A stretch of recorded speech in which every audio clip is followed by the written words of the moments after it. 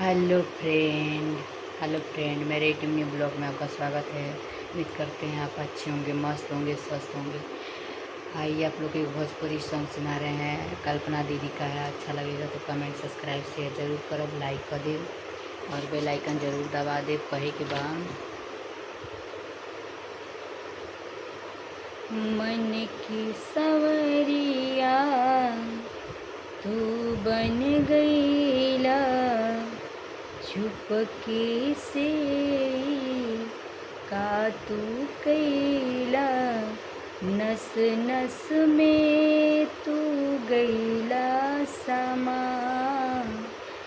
डाल डला परेशानी में, गजब के रोग धरा दिहला ए राजा हमके जवानी में, गजब के रोग धरा दिहला ए राजा हमके जवानी में।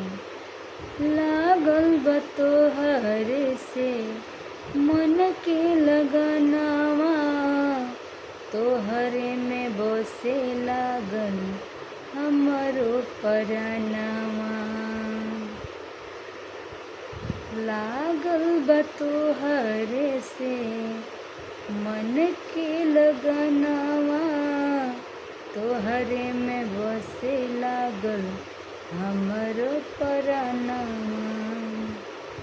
अखिया में तोहरे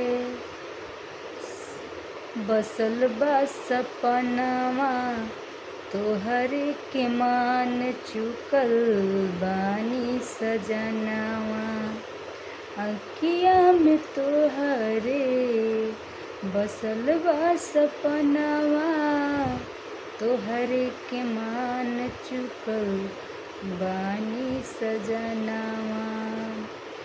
बन के रसीली रस गईलू तू दिलवा के भीतरी, बस गईलू तू तोहरा सिवा कुछ ना बुझा।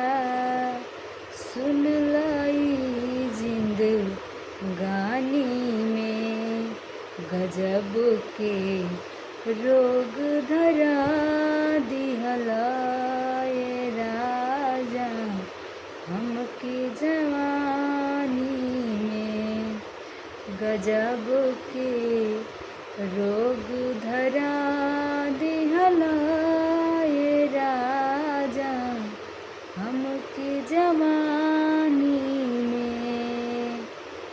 कोशिश किए हैं छोटा सा, अच्छा लगे तो कमेंट सब्सक्राइब शेयर लाइक ज़रूर करब और बेल आइकन ज़रूर दबाएब। अपन राय कमेंट बॉक्स में ज़रूर दें प्लीज़।